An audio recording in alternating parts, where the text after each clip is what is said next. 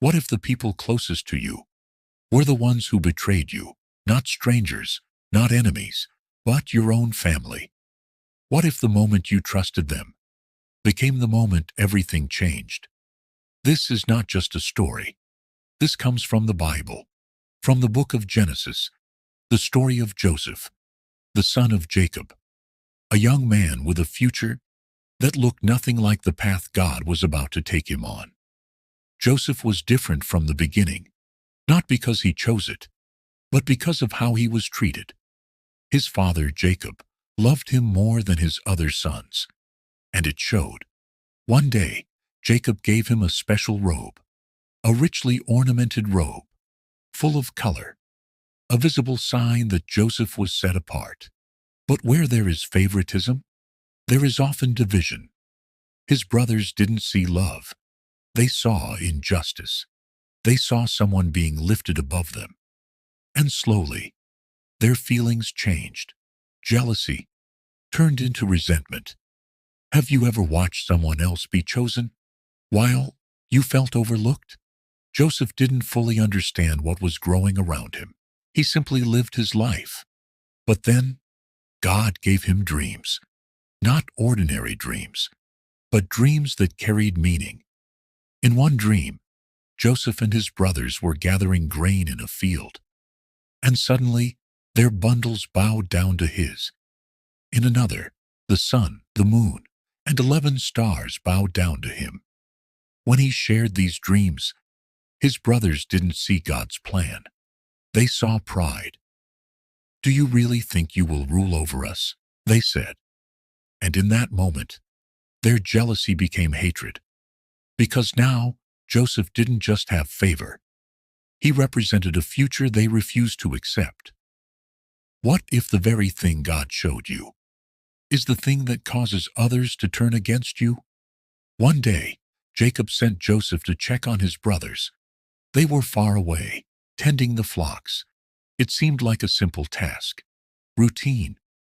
But this moment was part of a much bigger story. Joseph went, alone, trusting his family. But when his brothers saw him in the distance, their hearts hardened. "Here comes the dreamer," they said. This was no longer jealousy. This was intent. At first, they planned something unthinkable, to kill him. But one of the brothers, Reuben, stepped in. "Don't take his life," he said. "Throw him into a pit instead." And just like that, Joseph's life changed. He arrived expecting nothing.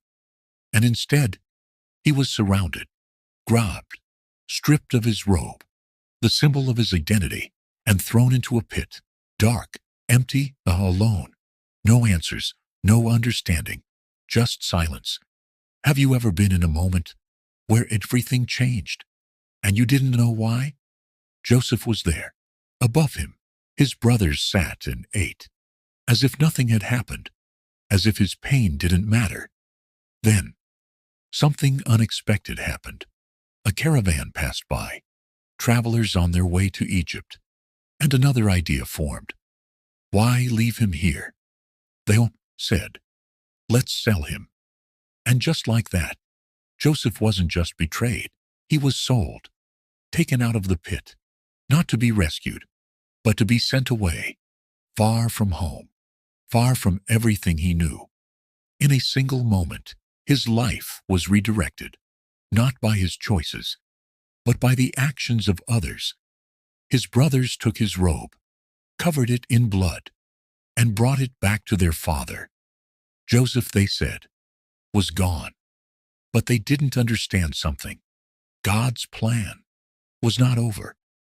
What if what feels like the end is actually where God begins something greater?